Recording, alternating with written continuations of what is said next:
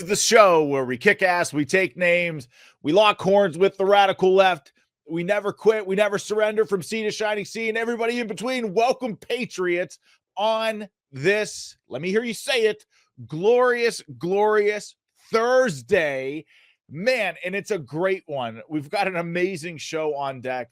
And I'm so grateful for my very, very good friend who has been making weekly appearances on this show for, gosh, some time now, Brian Dean Wright.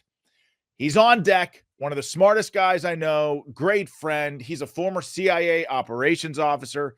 He is the host of a great, great show podcast called the Wright Report Daily Podcast. If you are not watching that, if you are not subscribed to that, if you're not subscribed to his Substack, I highly recommend that you do. He's got this awesome show that's about 25, 30 minutes every day. It's your own personal presidential daily brief. There's so much information packed into that show. It's just worth it, especially when you consider how much the corporate media just sucks today in this country. I mean, they really are the biggest gaslighting liars on the face of the planet. So, folks, listen. Welcome to, first of all the familiar faces of the Battle Crew. Kind of getting out of the holiday rhythm, unfortunately, getting back into a regular routine, getting back into the swing of things. Regularly scheduled programming for this show really starts next week.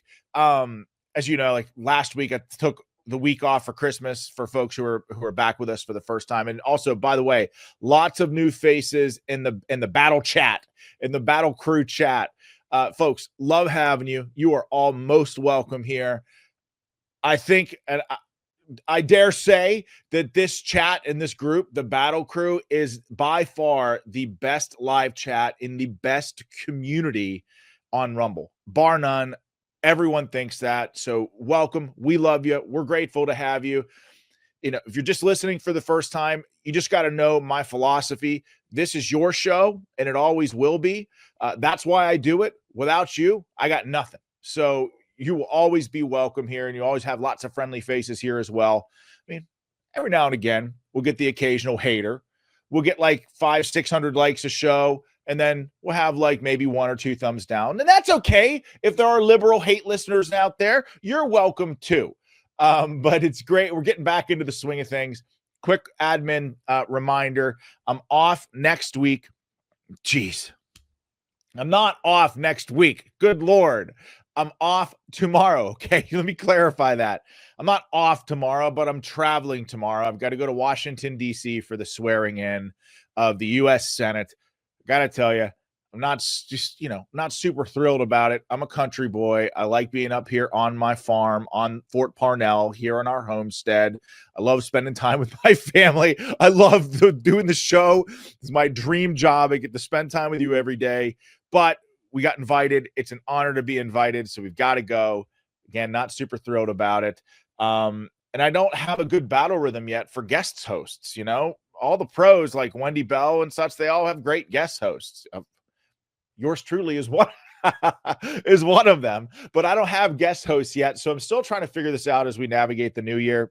But folks, we're gonna break down all sorts of stuff. We're gonna talk about the award Joe Biden's giving members of the J6 committee, absolutely ridiculous, and then we're gonna break down this horrific terrorist attack. Let me tell you, folks, the plot thickens. Let's just say that. So many strange things that are happening. Something ain't right. All that I can tell you, gleaning as much intelligence as I possibly can based on both public reports and sources that I have at some of these intel agencies that are doing the groundwork, there's more here than meets the eye. These things aren't making sense. And so we're going to try to get to the bottom of it here on this show. So stay tuned. But let me tell you about My Patriot Supply. We're in crunch time right now. New administration will be sworn in soon. But as great as that is, that also means our enemies have days left to stir up trouble. That could mean a cyber attack, an invasion, or God forbid, a nuclear strike. So until the longtime bureaucrats are out of Washington, I'm not taking any chances, and you shouldn't either. That's why I have an emergency food supply from My Patriot Supply right here in my home. It's to the right of my camera that I'm looking at right now. It's right over there on my shelf. Right now, they're offering $100 off their 3-month emergency food kit. It's got 200 calories a day for 3 whole months. Plenty to get you through even a prolonged emergency. All their food kits last up to 25 years in storage. Plus, they come in rugged, weatherproof buckets. So go to preparewithvnn.com right now to order your 3-month emergency food kit. That's preparewithvnn.com. I've got an emergency food supply in my home because my safety and security is worth it. All about protecting my family and making sure my wife and my children are safe. So go to preparewithvnn.com to order your 3-month emergency food kit right this second. Okay. Right off the top rope of the show, Biden awarding members of the J6 committee with the Presidential Citizens Medal, the second highest award for citizens in this country. This Red State headline written by a guy named Rusty Weiss. And let me tell you, kudos, hat tip to Rusty Weiss. He really hit it out of the park with this article on Red State. It's titled Biden to bestow J6 committee circus clowns, Liz Cheney, Benny Thompson with the second highest civilian award. Listen to some of this writing. Very, very top notch by Rusty. This, as the committee's body of work, got nuked entirely when special counsel Jack Smith dismissed his election interference case against Trump, not to mention the cover-up. Congressional colleagues have accused Thompson, Benny Thompson, who, by the way, was the chair of this sham committee. So congressional colleagues have accused Thompson in the J6 panel of failing to preserve a significant number of documents from their work, roughly 1.5 to 2 terabytes worth, which is a lot, by the way. The geeks tell me so, and actively deleting over 100 encrypted files, which were later recovered by a forensics team, despite then House Speaker Kevin McCarthy's demanding they preserve all records. The J6 committee also pushed a debunked conspiracy theory regarding a GOP lawmaker allegedly conducting reconnaissance tour prior to the riot and successfully doctored text message evidence. Thompson famously told reporters that we would start holding public hearings because the public, quote, needs to know what to think. I like this part a lot. Cheney's career-wrecking participation on the committee, meanwhile, has been nothing short of spectacular.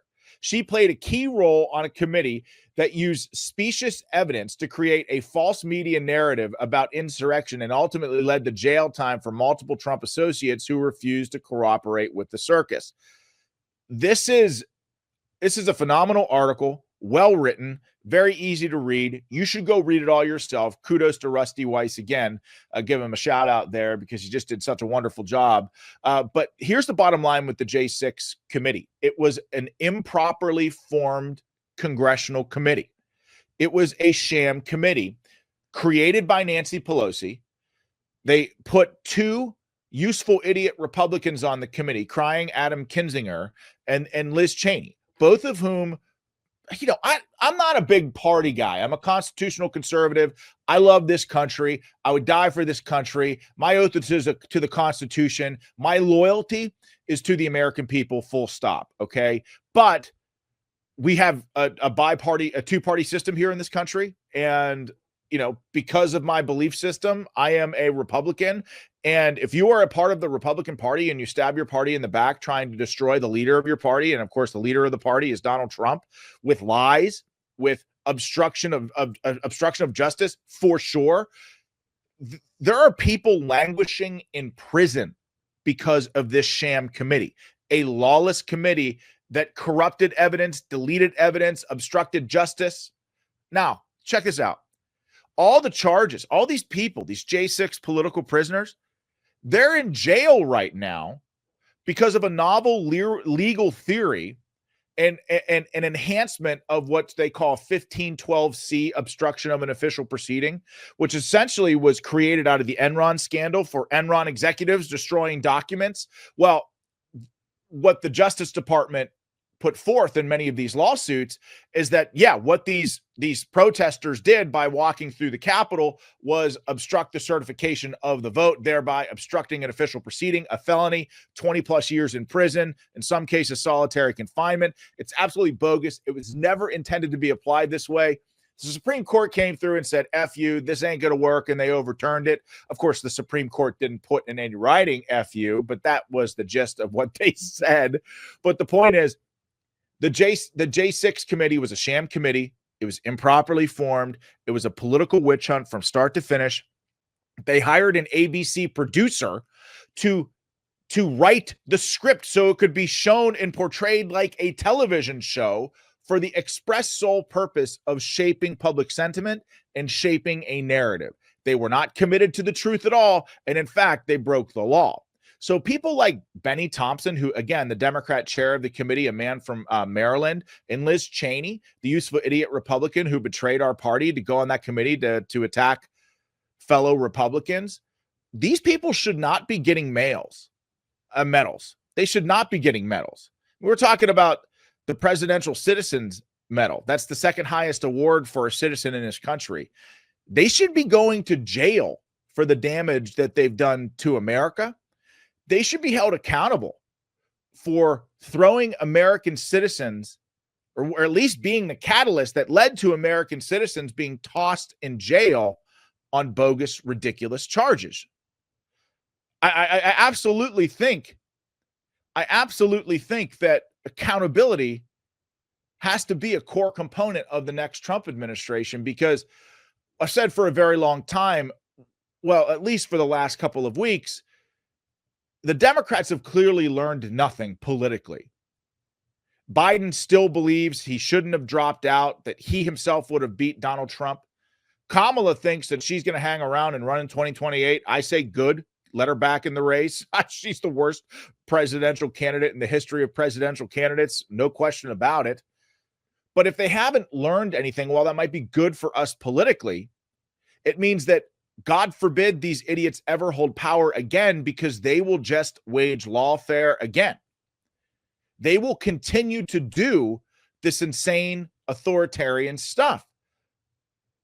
So accountability has to be a core component moving forward. I mean, and look, you see what they're doing now. The Biden administration with Liz Cheney and Benny Thompson giving them this medal. Again, they're trying to rewrite history here. And, oh, by the way, Benny Thompson refused to certify George W. Bush's 2004 victory in Ohio.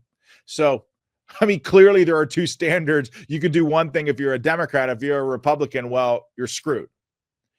So we got Brian Dean Wright on deck. I don't want to waste any time with him, but just let me give everybody a quick rundown of the last couple of days, or at least the start of 2025. Multiple terrorist attacks. We had Biden give a 4-minute press conference yesterday. And I got to tell you, folks, he did not look good in that press conference. He hasn't looked good for 4 years, but he looked very, very bad yesterday. He came across as he was slurring his words. I mean, obviously, like I said, he's been in bad shape for some time now, but yesterday he looked particularly bad. And then on top of this horrific terrorist attack in New Orleans that killed, I think, 17 people and counting, and then the Cybertruck bombing in Las Vegas outside the Trump International Hotel in Vegas, news broke yesterday that 250,000 British girls have endured decades of gang rape by Pakistani men with no justice and no recourse. Folks, I'm here to tell you, when I tell you that evil exists in the world, I mean it. I guess what I'm thankful of right now is that it seems to be that good has the momentum. And I'm telling you, we've got to do everything we can to stop it, because some of these revelations that have come out, these terrorist attacks, these young girls being groomed and abused in Britain, thousands of them for forever. And by the way, as Brian Dean Wright pointed out to me in a text message prior to the show, 500,000 missing kids at our southern border. This insane evil stuff is happening here as well. Okay, so without further ado, let me bring on my buddy, Brian Dean Wright, former CIA operations officer, host of the Wright Report Daily podcast. My friend, let me tell you something before we get into the weeds on all of this stuff. You've been awesome to me over the last week. You came on the show with Jesse Kelly when I hosted for him on Friday night. You came on Clay and Buck's show when I hosted for them a couple days ago, and now you adjusted your schedule to be on with me today. Man, thank you very much, my friend. I'm like your Siamese twin. You can't get rid of me. It's either that or I'm, a genital wart. One of the two. I don't like. Wait, why? Why does it have to be that? Because you led this whole thing with nothing but terrible news. We got to lighten it up. Let's make a joke. Let me put on a clown nose or something for Pete's sake. Well, okay. So there's so much. These terrorist attacks, Brian. So the FBI came out today, did a press conference, said a bunch of things that really didn't make any sense. But apparently, this guy declared his allegiance for ISIS, the attacker in New Orleans, Army veteran, served at Fort Bragg, declared his allegiance for ISIS just prior to the summertime. Shortly before the actual terrorist attack, he posted some videos online about saying that he was a member of ISIS and he was loyal to ISIS. That terrorist attack happened. Absolutely horrifying in almost every sense of the word. I have lots of questions about that, both strategically and tactically. But then a couple hours after that, there's this Cybertruck explosion. And yes, EVs have issues with the batteries, but if you've mentioned to me before, most of the time it takes some sort of accident or catastrophic failure to cause a battery, a car fire in an EV. Now that the video's out, it's very clear that this was a bomb. And the Cybertruck terrorist turned out to be Army Special Forces veteran Matthew Livelsberger. And I mean, this guy's a 37-year-old Army veteran with 19 years of service in Special Forces and intelligence. He was found deceased inside the Cybertruck he rented. By the way, both of these cars, the car that the terrorists in New Orleans and the car that was being driven in Vegas, were both rented from the same app. And now we find out just before I went live on the show tonight that this guy had a gunshot wound to the head, killed himself before he detonated somehow. I don't know what the hell's going on here. And both, by the way, this guy served at Fort Bragg. The New Orleans terrorist served at Fort Bragg. I don't know, man. Something just doesn't feel right to me. I'm very concerned about all of this. What's your take? Jump in wherever you want. I know that lead in was long. No, look, I think what you're talking about, big picture, is that we've got a lot of different variables in this country, don't we, that aren't exactly hopeful. And while we all want to believe that good is on the march, and I think that it is, it's also important to recognize that there's a lot of evil out there. There's a lot of bad that's out there. So one of the things that you're talking about and others have raised is this issue of the southern border, collapsed, 9+ million people here, unvetted and incredibly poor. So we're going to talk about that in a second. There's a case in Brazil that I think talks to us about how important it could be that terror groups could recruit very poor people in this country, especially 9 million illegal aliens. But the other piece, of course, is this homegrown terror concern. And that is what it appears to be, this gentleman, the terrorist in Texas attacking, folks in Louisiana. This guy born and raised in this country. Well, one of the things that we know is that there are about 4.5 million Muslims in this nation. About 60%, based on a poll by a pollster, top-rated pollster called Signal, about a year and 2 months ago, found that 60% of these Muslims in this country actually support and embrace Hamas and their use of terror against Israel. That means that 40% disagree. The point is, there are over 2 million people in this country who actually are Muslim and believe that terror is an effective use and a good use to solve geopolitical problems. Well, that's important. This event reminds us, this horrible, horrible attack in Louisiana reminds us that we do have a homegrown Islamic radical problem. Even if they're not blowing people up, they certainly are willing to justify doing that. That's important, and I think that's critical for us to remember, as well as raise up the voices of the 40% of American Muslims who disagree, to encourage them to stand up in their communities and say no more, not in our name, not in our religion. And we can all disagree on whether or not we, believe in Islam or whatever we have in terms of ideological concerns with that ideology or that religion, that's faith. But we need to encourage those 40% to stand up, because this is only going to get worse. And that gets to the other concern that I have. 9+ million people in this country, unvetted illegal aliens, many of them very, very poor. That we have a case in Brazil about a year ago, a guy who was a local Brazilian arrested by Brazilian authorities after he agreed to work for Hezbollah, Iran's terror group, for $100,000 to go kill a bunch of Jews in Brazil. Why did he do it? Because he was given $100,000 to do it, and he was very poor. So that's why I think these stories matter. And then, of course, we have the potential case in Las Vegas of somebody who was just appears to be a nutter. I'm not sure if that's true. He just killed himself in front of Trump, his hotel, and that cyber attack or the Cybertruck, clearly a message to Musk and Trump. But I think that the broader pieces or questions about how many Muslims are in this country, how many of them embrace peace, and then, of course, the 9 million very poor people who are completely unvetted, or how reasonable are they going to be if they're very, very poor, approach to do all kinds of criminality, by the way, not just terrorism, but all kinds of terrible things. So that's what's on my radar. That's how I'm processing the past 48 hours. Well, I mean, to your point, within hours of the terrorist attack in Louisiana, there was a protest. I guess you call it a protest of people in Manhattan. I mean, it looked like thousands of people talking about Intifada. So, I mean, I'm sorry, but to me, it's essentially like they're calling for violence and celebrating a terrorist attack and the loss of American life. I mean, a couple of the identities of the victims have been released. One was a Princeton grad. The other was a young 18-year-old woman in a nursing program. These were people early on at the beginnings of their life that had their life cut short because, this guy's from Texas. And of course, the left-wing media is saying, oh, he's a Texas Army veteran. Well, actually, he was inspired by ISIS, joined ISIS, was loyal to ISIS. I don't think he was acting out when he was carrying an ISIS flag on Bourbon Street the other day, his Texas heritage on, you know what I mean? Like there's something wrong. There's something very deeply wrong with this entire situation. Biden comes out today and he says there's no connection between the New Orleans terrorism and the Cybertruck explosion. The FBI echoed those sentiments. They said there's no connection thus far. But it's hard for me to believe that, Brian, especially when you consider these guys were both at Fort Bragg. And, I mean, maybe all this is a coincidence, but I know that I know that you're an evidence-based guy, so I don't want to put words in your mouth. But Ryan Ruth, the second Trump would-be assassin, was also visited Fort Bragg many, many times. I mean, this is like a lot of Fort Bragg visits here.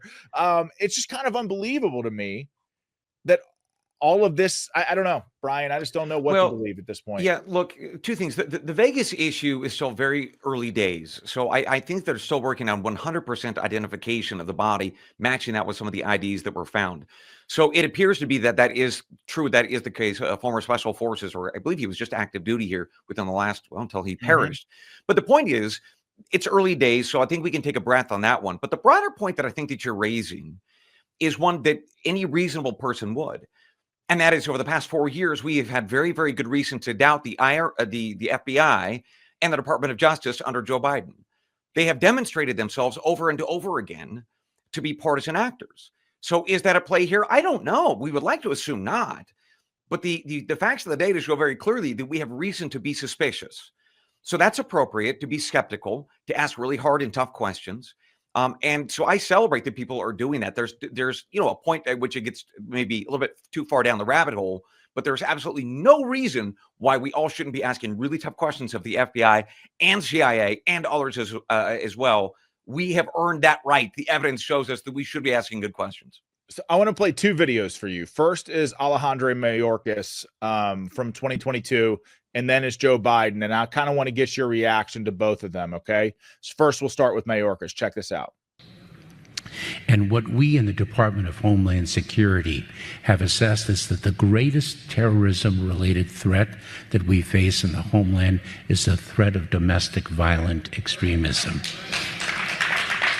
Individuals drawn to violence because of ideologies of hate or false narratives propagated on social media and other online platforms. And the most prominent threat is the threat of white supremacists. Okay, so there's that. So put that in your spy kit bag for just a second. And here's Biden a short time after.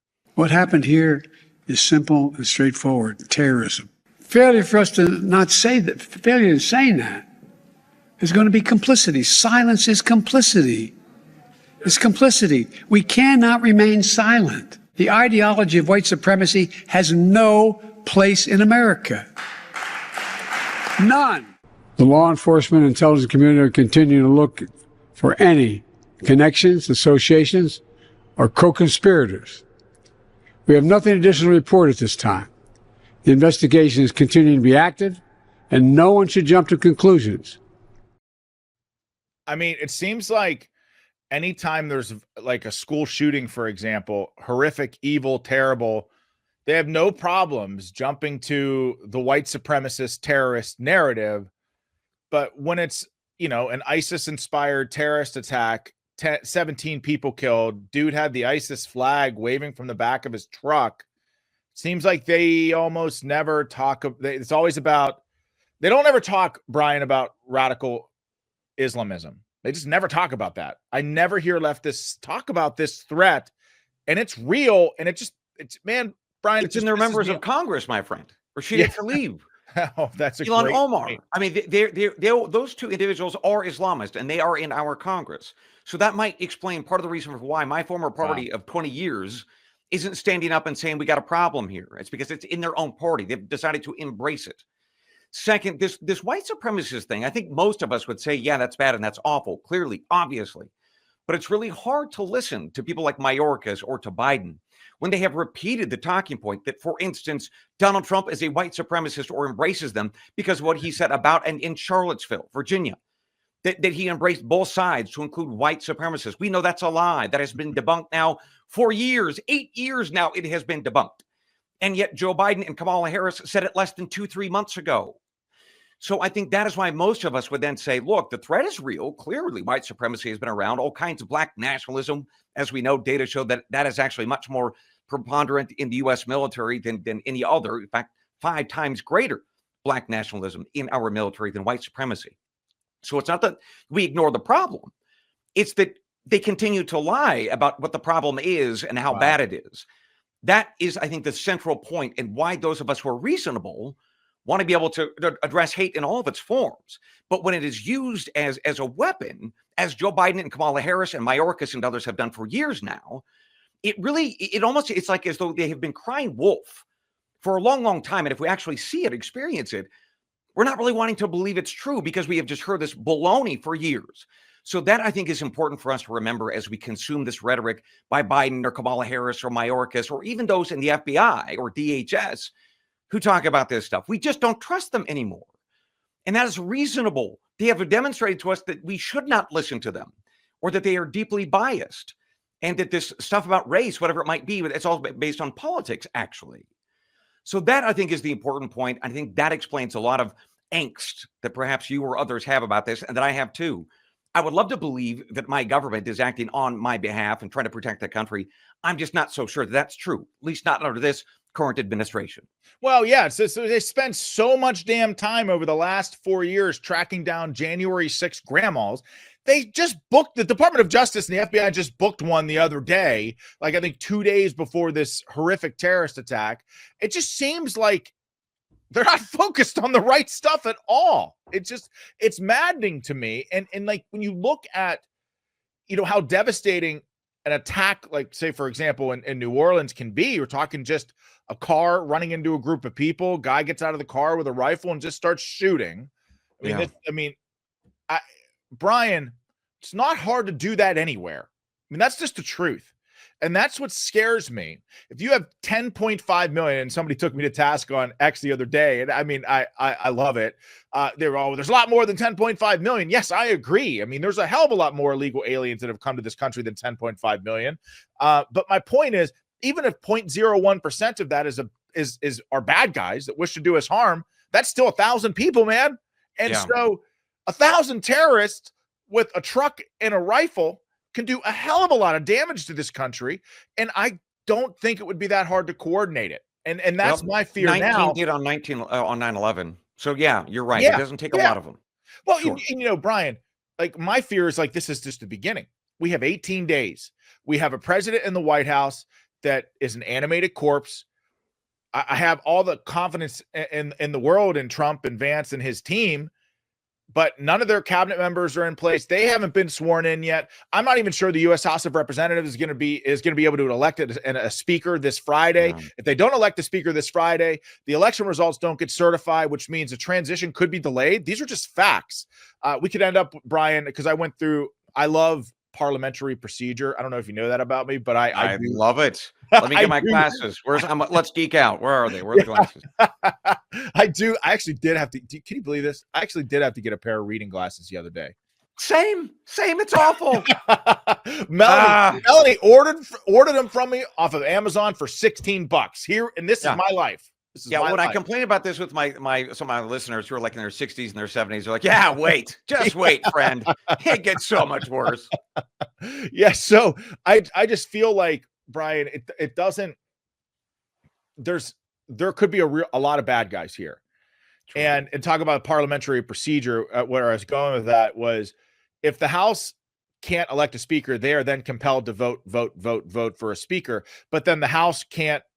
They can't swear in new members. They can't appoint committee heads. They can't They can't bring together committees. They can't pass legislation, and then they can't certify the election on January 6th. Now the Senate they won't be paralyzed, but you need the House and the Senate to certify the election. If you make it to January 20th, you could have a scenario. And by the way, that, sometimes these House elections can take weeks. And so I could see a scenario where the House is just deadlocked and then they vote forever. And then you get to January 20th and all of a sudden Biden and Kamala Harris are gone. Trump and JD can't get sworn in. The number 3 in the chain of command is the Speaker of the House, but there's no Speaker of the House because the House hasn't elected one. And then you're left with the Senate President pro temp in the Senate, who is Patty Murray as of right now, but will be 91-year-old Chuck Grassley. So we could have a scenario in this country where Chuck Grassley is the acting president until we get all this fixed. And so while I love parliamentary procedure, this is like,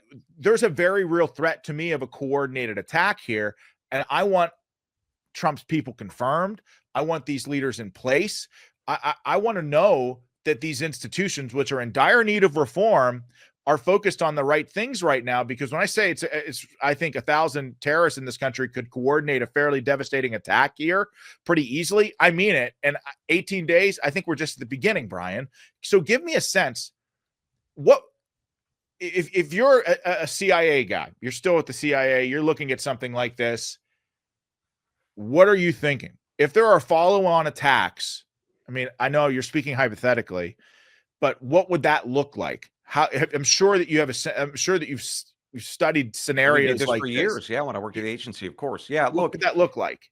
So one of the first things that happened after they shot and killed Jabbar is they understood who he was, and then they started doing link analysis of who his friends and families are. They were looking at all of his credit cards, his phone numbers, his emails, all of that, and they were looking, in other words, his selectors, and they were looking at both domestic connections and international connections, and they were trying to map those out. They were going to any nations abroad and those intel services and saying, what do you know about this guy or this selector or this email, this passport number, all that kind of stuff. So that's going on right now, actually. That usually takes sometimes 3 to 7 days. It really depends on the liaison service that you're reaching out to, the foreign country. On the domestic side of things, we can move generally a little bit faster. The FBI and the NSA can do that depending on court orders. So we can move relatively quickly on this in the first 24 to 48 hours. That's why I've advised people just hang tight until we have a much better sense. Because again, do you trust the FBI is doing the fulsome job that we would need them to? I'm not so sure. So maybe just take some caution at public events, things like the Sugar Bowl, etc. Just be a little bit aware of your surroundings. So that's what I would be expecting our government to do. And I think that you're right to say, is that what the FBI or the CIA or the NSA is doing right now under Biden? Do we have that kind of leadership? We need that kind of leadership at the top of our country. As you correctly pointed out, that 4 minutes and 28 seconds of Joe Biden babbling along and slurring and not making a damn bit of sense was a very clear indicator that what we have seen for the past 4 years, as CBS News is now admitting, that is the most underreported story, Joe Biden's dementia or clear cognitive decline. Yep, sure is. We've had it for 4 years now. So look, we don't have the kind of leadership we need in the captain's chair at this moment. And that is a bad deal for the next 18 days. And if it were up to me and I were king for a day, I'd throw the SOB out if I were still a Democrat. And I'd encourage my fellow Democrats to do the same. Or I would impeach and remove him. I mean, I would rather have Kamala Harris, even though Lord have mercy, but I would much rather have her for 18 days than him. He's not functional. So you're bringing up a lot of very important points about how do you govern the country? How do you execute a follow-up investigation? We would hope that the FBI and the DOJ would be doing all that we need them to do. I'm just not so sure that's true. Okay. You stay right there, take a quick break, and then come back and we'll do our global intel update for everybody. I know Right. You've already done it on Jesse Kelly's show with me and then Clay and Buck's show. So you're probably global intel updated We out. got more of the world spins, friend. We got more news. Let's do it. Okay, stay right there. More with Brian Dean Wright in just a second. Let me tell you about Home Title Lock. The FBI calls it house stealing. You probably heard about this devastating crime on the news because it's a big problem. Scammers can transfer your home title, take out loans in your name, and leave you with nothing but financial and emotional disaster. So if you own a home or any real estate, it's crucial you protect your property and equity from these criminals. And there's no better way that I know of than HometitleLock.com. All you have to do is go to HometitleLock.com/VNN. If you haven't checked it out before, you should definitely do it now. Anybody that watches or listens to this show will get a free title scan just to check to see if your home is still in your name. Plus, you'll get 30 days of free Home Title Lock's triple lock protection. So that's 24/7 monitoring of your title, urgent alerts if anything has changed, and most importantly, restoration of your title if there's ever any fraud. You'll immediately be protected and get 30 days free when you use the promo code VNN at sign up. Protect your home, protect your equity, and your peace of mind right now. Just go to HometitleLock.com/VNN, promo code VNN. That's HometitleLock.com/VNN. Okay, before we bring Brian Dean right back, smash that like button, that little green thumb beneath the video. We hit, I think, number 28 of all shows on Rumble yesterday, which is pretty damn amazing. It's a testament to all of you. But liking or rumbling on a show really helps that process. It's weighted heavily. So smash that like button or that little green thumb. Okay, more with Brian Dean right now. Former CIA operations officer, host of the Wright Report daily podcast. If you're not following him or subscribing to his podcast, go do it. Follow, subscribe if you can on Substack as well. Okay, Brian. So let's do our global intel update, and let's start. Well, we talked a lot about Guatemala this week. What's going on in Guatemala? Why do people need to care about what's happening there? So, taking a step back, one of the things that Trump has promised this country and the world is he's going to deport a whole bunch of people. Some nations are willing to take back their citizens, some are not. When Trump was previously president, Guatemala agreed to take back not only theirs, but other citizens from around the world. That's a big deal. Trump's team is also looking to do this in other places, even in Africa. You and I have talked about one little place that wants to break away and form its own country called Somaliland.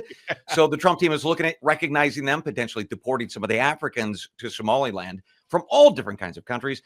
The same would be potentially true with Guatemala. They are looking at, once again, serving as kind of an open borders, as it were, taking back the world's people that we don't want. President Arevalo has agreed in principle to take back these people. So this is a really important thing for this country as we think about where we're going to send all these folks. We don't want them in camps, whether it be on our military bases or in tents along the border. We want to send them somewhere, and Guatemala may be one of those places that we can send them to. So that looks really promising. I know Mr. Holman, the border czar, is very excited about this possibility. A lot of good work is going to have to go into making sure that relationship is good and strong, because if Guatemala doesn't take these people, who will? I don't know. We're going to have to hope that Mr. Arevalo sticks to his word. Yeah, Brian, this whole, we've got to do something here, and deportation absolutely has to happen. And I think when it does happen, I mean, Trump is right to start with the most violent criminals, gang members, whoever, but it has to happen. I mean, you and I think this is a good maybe segue to the H-1B discussion. You know, we had a couple of conversations on the radio about H-1B. You and I have the same position here. My position is, yeah, of course we want people to be able to experience the American dream, but not at the expense of the American people. And the H-1B program, there's a lot of propaganda out there right now about it, as if we're only getting the best and brightest. And if that were the case, if there's an Einstein out there, and he wants to come here, he wants to be an American, wants to embrace our values and assimilate into our culture, fine, welcome. Hey, we'll have a conversation about an H-1B for Einstein, man. But the reality is that's not the case. And so I read something the other day that said that the government caps H-1B visas as $85,000 a year. Okay, that's their cap. But in the year of 2024 alone, there was 838,000 plus H-1B applications and H-1B. I mean, so clearly the program is expanded. It's not just the best and the brightest. And there are a bunch, at least 4 Indian companies that set up shop here in America that are essentially H-1B visa holders, employment agencies. And what these massive tech companies will do is pay a big retainer to these companies in exchange for the H-1B visa folks working at their company to conceal how many of these H-1B people that they're actually paying. I mean, it's a nightmare. It's greatly exploited. I hate the fact that it undermines the American worker. Where are you on all of this? Yeah, look, for folks unaware, this H-1B visa and a sister visa is called the O-1 visa. You're right. The whole design was to get the world's best and brightest. The O-1 was really the ultimate Einsteins. The H-1B was somebody who might just have the master's degree, maybe not the PhD. The point is best and the brightest. This started out back in 1990. The writer of this, the author of the law, is a Connecticut Democrat at the time. And he said in 1990 that he was trying to reform this to only bring in the best and the brightest. 3 years after that, 1993, the system was already broken, bringing in anything but the best and the brightest. And big tech companies were firing American workers and hiring these foreigners. Well, who were those foreigners, even back in 1993? Well, we know it's the same group of people. About 74% are from India. 15% or so are from China. Also, we know that 70% of those who get these visa applications are men. So these are largely men from very poor areas trying to come to this country to make something of themselves. They're trying to sell their labor and get some more money than they otherwise would back home. Fine. But the law says that you're supposed to pay these people the same as you would an American. Right, because right. if not, then you create a disincentive to hire Americans. And if you're in high school or college, why would you want to be a software engineer? Why would you want to, if you know you can't compete against these people who are depressing your wages by 40%, which is what the Department of Labor data show, that for these positions, Silicon Valley is paying 60% of what they should be paying to an American worker. That data came out this week from the Wall Street Journal. So the point is, this H-1B visa, although it is celebrated as bringing the best and the brightest, that's not true. The other thing that we have to remember is that we're not just importing labor, we're importing people. These are humans. So we should be asking ourselves, they're from China and India. Well, what kind of humans are they? What do they believe? They're going to be here for a while, which, by the way, H-1B eventually leads to a green card and citizenship. That's the whole point, as it was set up in 1990. Well, gosh, we know up in Canada, they're bringing in a lot of folks from both India and China, but especially India. That's causing two problems up in Canada right now. One is a housing crisis. Sound familiar? Second, they're also importing nationalists who are basically what the Indian government believes them to be terrorists. They're Sikh members of the Sikh faith. So we have to be asking ourselves, we're not just importing labor, cheap labor that is undermining the American worker. We are also bringing in different cultures. Are we properly vetting for that? No. The answer is the Department of Labor, when they're looking at these historically, when they've looked at these H-1B applications, they're looking for completeness, not for accuracy. So maybe these people have these masters or, bachelor's degree, these advanced things, but maybe they don't actually, because the Department of Labor isn't actually vetting that these schools are real, that the degrees are real, and so forth. Wow. And we have some really painful examples. In fact, just October of this last year, October of 2024, Cognizant, which is one of these big body shops that are bringing these people in, they were just found guilty of discriminating against white workers, bringing in the brown folk. So I'm not saying that this sounds familiar, but it might, bringing in foreign brown workers to work in the fields of Silicon Valley. It starts to feel really, really exploitative. And I think that is why, irrespective of your party affiliation, the H-1B process really should be on our radars to ask tough questions, irrespective that Mr. Trump supports it or Vivek Ramaswamy or others or Elon Musk. Doesn't matter. We love those guys in different ways. But we should be asking really tough questions about this H-1B process because the data suggests that we should. Yeah, talk to us about some of your comments about the family and how if there's some of the problems that like pro H-1B people are talking about really can be solved with the family. You said for example, these H-1B programs, you mentioned, well, why would you be a software designer if you know you're going to come out and get killed in the marketplace by an H-1B visa holder and you ain't going to be able to get paid? I mean, it destroys our incentive here as a country to invest in our own people. And these universities that have these $billion+ endowments, they're churning out people with underwater basket weaving degrees who are not prepared for the market, yet they're racking up all of this debt. I feel like in many ways this program distracts us from asking those universities hard questions about why aren't you better preparing our young people for the marketplace of ideas and what professional life is like. Instead, you know what we'll do? We'll just import cheap labor to replace them. That's exactly what's happening. And so I think that this is like a Band-Aid on a sucking chest wound, or especially when you look at the economic numbers with foreign-born workers actually outpacing native-born Americans in the job market. I mean, substantially. So let's go through this thought experiment for a second. What if India didn't exist? What would America do? Would we have to figure it out? Yep, we would. The country would have to figure it out. But what India allows us to do is to skirt the really hard questions and the tough issues. It allows us to really not address some of the cultural problems that are real in this country. Actually, Vivek Ramaswamy, although he very poorly worded it, I think that he's starting to tap into the conversation that we got a family problem. We have a mom and a dad problem. We're raising kids probably poorly. We look at their health or the obesity crisis. Yeah, there are lots of issues that we need to talk about. Being able to import cheap foreign labor disallows us to really fix the problem. I think we can solve it. In fact, there's a great example of this. So one of the things that I talk about on my podcast is we got to reshore our operations from Mexico or China and the rest. One of them that I think we can do and should do is the apparel industry. For years, people have said, oh, Brian, that's never coming back. We got the cheap labor in China and Bangladesh and Vietnam. Over the past 3 months, there is a company called American Giant. They worked with Walmart to create a t-shirt and they could profit from this at $12 for the t-shirt and sold it at Walmart. This was an American company that made an American t-shirt in this nation with American workers. Wow. They automated part of the process. That was one of the ways that they fixed the problem. But the bigger point here is that if we are forced to do it, we'll fix the problem. But so long as we have India or other places that want to give us cheap labor, we are going to be kind of like a bear. We don't want to go hunt. We just want to go to the garbage can and eat out of that. Right? I'm not trying to say that any other humans are garbage. No, that's not the point. I don't think that. I don't think that you are. But my point is, humans, irrespective of where we're at, we like the easy path. And that's what India and China, with 80 whatever percent of those men coming to this country, paying them 60% of what we'd otherwise pay our country, our fellow countrymen.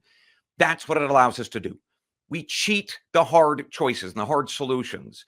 And I think that's a shame because it doesn't serve us medium to long term. We might get by on the short term, but it destroys the American family, which, by the way, over the past 40, 50 years, one of the reasons why we've really struggled in our families is because the value proposition for a lot of women out there, when they're meeting some men, what the data show, that value proposition isn't as strong as it used to be back in the 80s and 70s and 60s and 50s.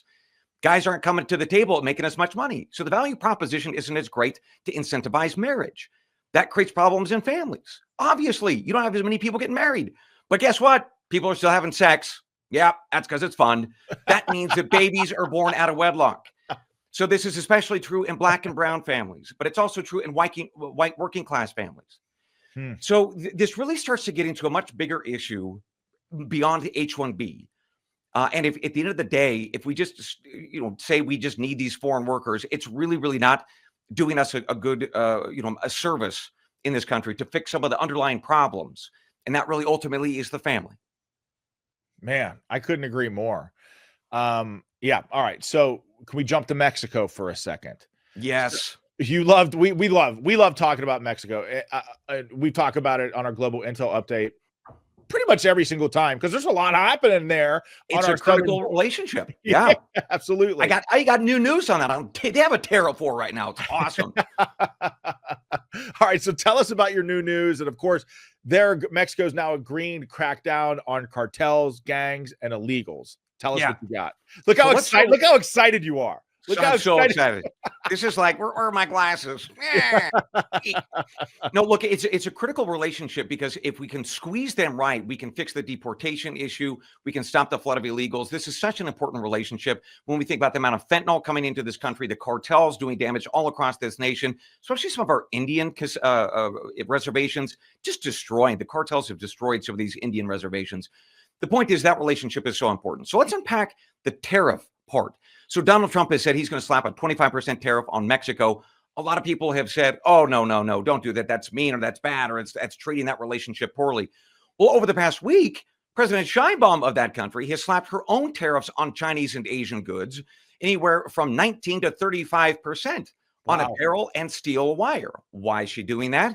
Because her domestic producers are saying we are tired of the Asian stuff. It's crushing our ability to make these products here in this country. So very important point, I think, when Trump slaps on our version of tariffs on them, because we can say, hey, you're protecting your people. We're going to protect ours too. So that's, it's important to, I think, keep that in the back of our minds. The tariffs are a good and valuable tool to use. Now, whether or not we slap all of that percentage on Mexico and Canada, we'll see. But the point is, it is a fair thing to use. It's a fair tool. The Mexicans are showing that right now. The other piece of great news, Mexico is, of course, now very afraid of Donald Trump. We've got some great data on that over the past couple of months. President Sheinbaum locking down her border, stopping 500,000 people from crossing the border since October. Whoa, that's a big deal. Why? Well, initially, it's because the Biden-Harris White House wanted to try to win the presidency. They needed that border locked down. That was one of the big issues a lot of us were excited about when we went to the polls. That's why Sheinbaum and her predecessor, Lopez Obrador, shut down the border. About 1 million people did not come into this country that would have otherwise. Well, now Sheinbaum is still holding the border pretty strongly because she's afraid of Trump. And that's why she is also deploying her military, her Navy especially, cracking down on more cartels in the Sinaloa state and others. And that's a really, really good thing that demonstrates that fear can work. Might be better to be loved than feared, but if you can't be both, be feared. Donald Trump, I think, understands that. And so that is a great, great start before even Trump becomes president, that his wild and crazy guy ways actually does get results. And we're seeing that in Mexico right now. All right, so Canada. So go to our northern border now. Canada is now bolstering their border security because they probably don't love Trump, but maybe they just fear him. Is that right? That's it. Canada just bumped up the amount of resources they're going to commit to our border, our shared border, to $1 billion, a little bit less, just under. They're going to put more agents, more dogs, more surveillance towers. They're going to deploy a lot more sensors because they're nervous about Trump. They know, especially their auto industry would be absolutely decimated. They went from about 3 million jobs to 1.5 million jobs over the past 20 years. They're very nervous about losing more jobs. So they don't want this tariff war. They are incentivized to make a deal. And they're especially incentivized because Justin Trudeau, the current prime minister, odds are he's going to get thrown out of office in the next 2 or 3 months. So there's going to be a huge political change in Canada, and they want to be on the right side of Trump so they don't screw over their economy as they try to run and capture their prime minister position, or the party that would be in power. So we got some really interesting political ruminations going on up in Canada, and that we could see play out for our shared border. Wouldn't it be awesome if Trump did actually make him like the 51st state? We would be a larger landmass than I think than the Soviet Union. if we also acquired Greenland, I think for sure. There was a lot of debate back in the 17 and 1800s that actually the belief was in Europe that we would take Canada, that all of North America would eventually be ours in addition to Canada, Mexico. How do you know this? I don't do anything but work and read. I go to Wikipedia. I'm not married. It's weird. So I have time. It's fine. I'm going to die alone. That's the point. Okay. Cheers. All right. Okay. So can we do some good news here? Oh, yeah. Wait. Before we get to the good news, I've missed this the last 2 radio shows. Yeah. You were talking to me and you were worried about bird flu maybe disrupting the Trump administration, maybe people using the same playbook that they did with COVID to really undermine his presidency. What are you thinking? You and I even didn't get a chance to talk about this, but what are you seeing? What are you worried about about this bird flu? And you're not worried, by the way, about the virus itself. No, but go ahead. So let's talk about what we're hearing in the media and in public health. We're hearing a lot of talk about pandemic again, the bird flu pandemic, potentially launching in the next 2 to 6 months because of some viral mutations in bird flu or avian flu. And it does look like there are some very modest mutations in the virus that could potentially down the road make it more transmissible human to human. Right now, it's just zoonotics going from animals to people. Okay. So there are 2 cases, one in Louisiana, one in Canada, that are really driving this conversation of pandemic part 2. Well, if you look at both of these cases, and this is not talked about in the media, The Louisiana case, the guy was an elderly gentleman with a lot of underlying conditions. In Canada, that case where the person was on a ventilator for about 2.5 weeks. What do we know about that young lady? She was in her teens. She was morbidly obese. She had profound medical problems. That is why she originally went into the hospital. That is not in the news, is it? We don't talk about that. This is exactly what happened in New York City in March and in February of the very early days of the pandemic. About 85% of the people in hospitals on ventilators, but hospitals in general in New York, studies showed were the obese. It's the same thing. So my counsel to people is, look, just like any other virus or bacterial infection, but certainly viral infection, your body's a temple. You got to make it strong. Obesity is going to be one of the things that really degrades your immunity. So keep that in mind. Get out there and get some exercise, even if it's just a brisk walk. That's really, really great for you. Look at that high fructose corn syrup. I think you and I talked about that. Minimize the amount of that stuff you consume. But just exercise. Keep yourself fit. That's going to give your body the chance that it needs to fight the bird flu. The virus itself is not the grave concern at this point. If it mutates and we should talk about that, great. But right now, not a concern. It's just more panic and hysteria. So what do you think they're going to try to use it to undermine Trump? I do. For sure. Look, it worked in the last iteration, right? And how many people know about the case in Canada and Louisiana, the underlying conditions? I didn't know until you just said it. It's not talked about. But what is talked about, the headlines, if you read it, it's a lot of very scary stuff. A lot of public health officials talking about how bad the Biden White House is handling this and how bad it's going to get next 3 to 6 months. We could probably have another pandemic. It's a lot of fear. And that's exactly what we saw during COVID. In fact, one of the studies showed that European press had about 50-50 in terms of its fear or its scariness and some of its reporting on the COVID pandemic during that era in Europe. But here was about 90% negative, 10% positive. We're hopeful. I am seeing those same indicators again. And why wouldn't the Democrats want to use anything and everything to take down Trump? Again, last summer, you and I talked about this. 10% of Democrats believe that violence is necessary to prevent Donald Trump from becoming president. Another 60%, basically have said more or less the same. So we got a lot of people who are very crazy on the left. They don't want Trump in office, and they're going to do whatever they need to do, the resistance, to kick him out. So yeah, I think they're going to use whatever they can, to include bird flu. So is this bird flu gain of function too? Is this gain of function research? I mean, how did this, where did this come from? So interestingly, in both of these cases, especially the Louisiana case, what we think is happening is when a virus gets inside of the human body and it can't get rid of it. In other words, the immune system isn't functioning well enough. That virus sits there and it stews. We become kind of like a petri dish for the virus to try to mutate, to get stronger and then become more virulent or more deadly, more transmissible.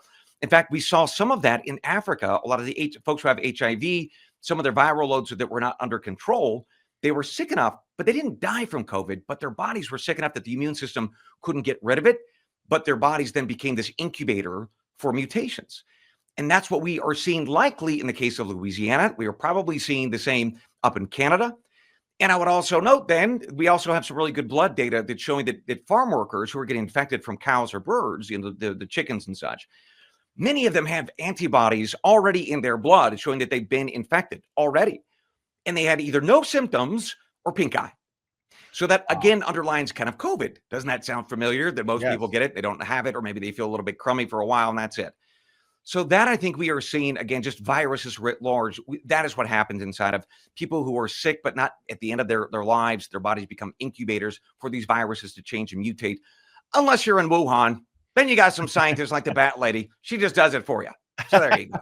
Okay. So let's do some good news.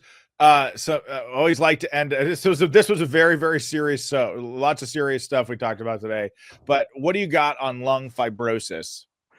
Gosh, this is one of those great examples where we have drugs on the shelf that could be repurposed for other things. We just have to do a lot of studying to try to figure that out. But artificial intelligence is helping us do that. One of the things that we have discovered through artificial intelligence is repurposing a drug for autism. You and I have talked about that. So cool. The active ingredient in Imodium. The other one is Robitussin, the active ingredient in that, dextromorphin, it is called. That will help with lung fibrosis. That addresses the lung cells and becoming stiff. Folks out there who might have things like rheumatoid arthritis or other conditions, maybe breathing a lot of coal dust or asbestos, that drug in the active ingredient in Robitussin, this dextromorphin, could be a very, very notable therapeutic. Some scientists in Germany have discovered this. So it's a really wonderful piece of news. As I go around the world, I'm looking for good news everywhere, but especially medical news. There's a lot of great stuff happening out there, to include our friends in Germany. We offer them a hat tip for this Robitussin tip. Okay. So, we talked about pancreatic cancer on the radio the other day and got so many people that wrote in and have been affected by this just devastating form of cancer. I've learned a lot about it since we started talking about it. Once you're diagnosed, it's almost too late. And so this news gave them a lot of hope that at least there was maybe something that could help. Yeah. So two things. One, so pancreatic cancer tends to run in families, generally speaking. So there are two new blood tests that, if that affects you and in your family, you should definitely know about. One is a blood test out of Canada. The other is, I believe it's out of Iowa. And what they're looking to do in the Iowa example, which is really wonderful, they're taking the current test, which isn't very accurate, about 40% accurate, a lot of false positives, a lot of false negatives. They bumped that up to about 74% accuracy with virtually no false positives and no false negatives.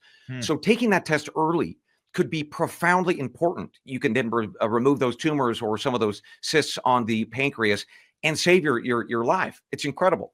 But if you've already been diagnosed, one of the great things that we're also hearing out of Iowa is a wonderful, just very simple thing, and that is a vitamin C drip. This is also true, by the way, for brain cancer, glioblastomas. What it's showing is it's dramatically increasing the lifespan of these people. It's just a simple IV drip. Great news on that is no side effects, and people just feel better on this. Now, there's been some great science in decades gone by that these vitamin C drips are really, really great. But this is just wonderful confirmation that this is a great, easy solution. So people should talk to their docs and oncologists about getting a vitamin C drip. Also interesting, chemo, if you're going to get it, morning hours are the best time to do that. We got some really interesting research out of the UCLA that shows the cancer cells have like a circadian rhythm. They're most vulnerable to chemo in the morning hours. That's interesting. A lot of folks don't know that. I talked about that this week. So we've got some really interesting innovations on this. Also, with chemo, sometimes people can get sort of a resulting skin condition. It can be really debilitating. A vitamin D in high doses can solve that as well. So we've got some really interesting natural solutions to problems already on the shelf. So if you're struggling with pancreatic cancer or you're going through chemo, boy, there's some great solutions out there to really explore. One of the bigger ones, by the way, you and I've talked about is exercise.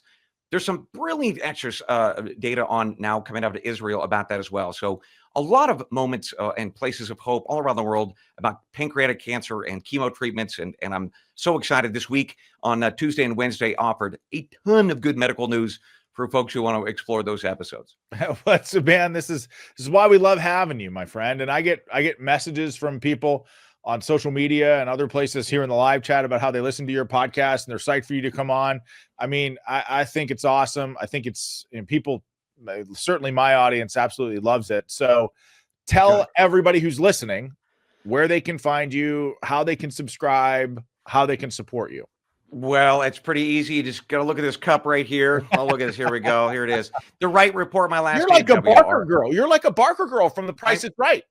Okay, he has Barker boys now.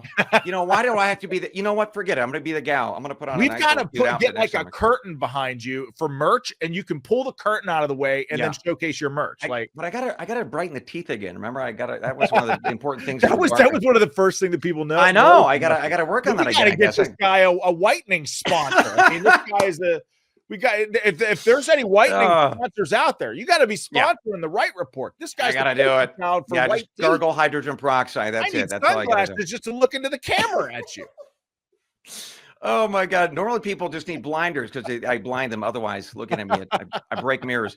Look, so you can find me on Right Report. I'm there. Any of your favorite podcasts, you can hop on them every morning, Monday through Friday, usually by 6 a.m. Eastern.